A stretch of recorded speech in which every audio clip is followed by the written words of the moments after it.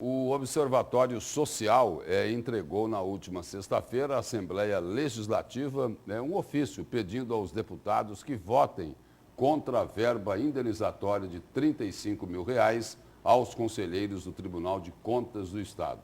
E esse é um dos assuntos agora, na entrevista ao vivo aqui do Jornal do Meio-Dia, com a presidente da entidade, Elda Valim. Boa tarde, presidente. Boa tarde, Lúcio. Muito obrigada por essa oportunidade de estar aqui. Presidente, essa verba indenizatória, ela já havia sido anulada, né? Suspensa por meio de uma liminar. Sim, foi suspensa em novembro. O juiz da Vara Especializada de Ação Popular, Dr. Bruno, ele entendeu que não havia legalidade, né, e mandou suspender o pagamento. E ele questionou essa legalidade em função do quê? Porque a lei que eles se apoiavam era a lei dos deputados estaduais. Então, eles alegavam que se aplicava ao Tribunal de Contas do Estado, porque eles também são legislativo, mas o juiz entendeu que não. Mas, além dessa, que não tinha lei, quando eu visitei o juiz, eu disse isso para ele: doutor, se tivesse lei, seria inconstitucional. Entende? Então, não é só a lei, que agora o Tribunal de Contas mandou um projeto de lei ele diz isso, regularizar, quase que assume o que estava realmente errado, quando a gente questionou, né? Assumiu que está errado, uma confissão quase, só que agora ele acha que vai resolver com a lei, mas não resolve, porque fica em inconstitucionalidade. Agora, o que é que resolve? Por exemplo, lá foi anulada por uma liminar, suspensa. Foi suspenso o pagamento da verba indenizatória por uma liminar. Agora, envia o projeto de lei. O que é que muda de uma coisa para outra? Então, resolve a questão da legalidade. Então, agora não é mais ilegal porque tem uma lei aprovada na Assembleia que prevê que até 50%, a gente está falando 35 mil, mas a lei ela diz até 100% da remuneração. Então, a gente pode chegar até 35%. Mas essa lei, ela padece de uma série de problemas. Essa lei ela já é inconstitucional lá de 2006, quando ela foi criada para remunerar os servidores da área fim, para que eles viajam para o interior, fazem auditorias, e aí eles receberiam essa verba indenizatória ao invés de diária, para facilitar o controle. Mas tem um problema grave que é a falta de prestação de contas, né? Então, a ausência de prestação de contas, essa lei já é inconstitucional, já é passível de ser questionada. Agora, o problema desses penduricalhos, desses privilégios, é só lá no Tribunal de Contas ou nós temos isso em outras instituições, em outros poderes, presidente? É uma boa pergunta, Lúcio, porque realmente o problema é que se proliferou essa verba indenizatória, né? Então, no interior, vereadores, prefeitos, até secretários de governo, né? Eles estão municipais, eles recebem, e outros servidores, outras carreiras, então criou assim uma casta. Existe o que tem a VI, duas classes de servidores, o com VI e o sem VI. E o sem VI é justamente o professor, o servidor da saúde, que não tem esse privilégio, né? Então, o que a gente questiona principalmente o Tribunal de Contas do Estado? Por que, Lúcio, nós começamos por lá? Porque quando a gente vai... Isso aconteceu, o Observatório já fez isso. Pediu para os deputados a prestação de contas da AVI deles, que é 65 mil. Então, eles disseram, o Tribunal de Contas diz que não precisa prestar contas, né? Então, e realmente tem uma decisão orientativa de 29/2011 que diz que você pode deixar de prestar contas se a lei prevê isso. A lei pode prever que você não precisa prestar contas, só que seria uma lei inconstitucional, né? E essa lei já foi questionada? Então, a lei foi questionada por quê?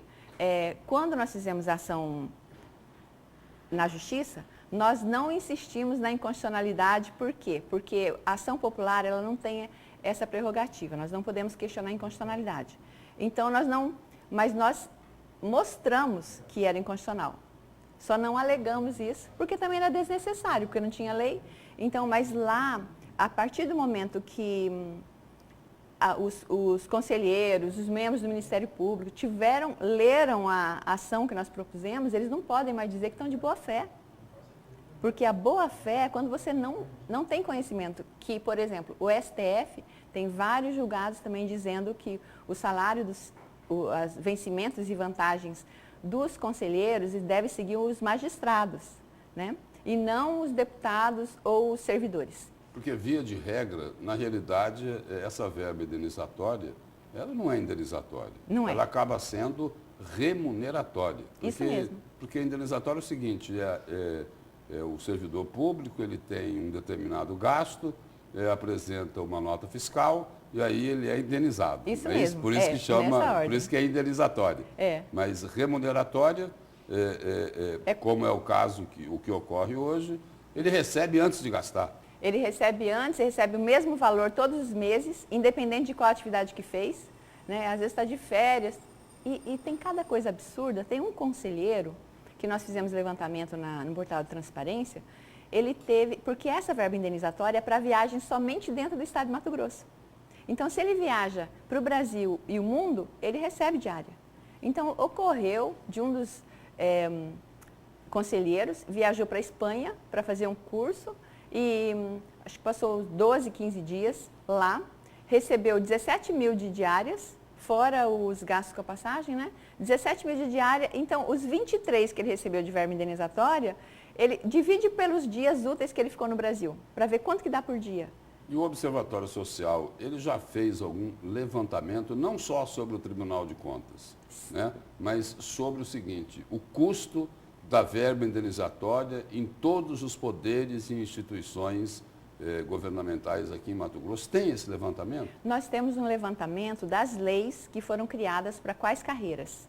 Esse levantamento está desatualizado. Até eu falo, se o ouvinte lá no município tem AVI, não presta contas, ou se quiserem nos avisar, né, pelo e-mail, seria muito bom para a gente atualizar esse levantamento nosso. E tem uma outra forma, que é só do governo do estado, que também tem uma rúbrica que é separada para essas verbas indenizatórias. Eu prometo para você que na próxima vez eu trago essa informação para você, Lúcio. Agora, esse levantamento é interessante porque o volume de recursos aí deve grande. ser algo muito grande. Então, e calcula o imposto de renda porque sobre aí isso envolve, aí pega Tribunal de Contas, Assembleia Legislativa, Ministério Público, Poder Judiciário, câmaras municipais, prefeituras. Pois é. Dá uma conta alta, não é? O Poder Judiciário alega que não recebe.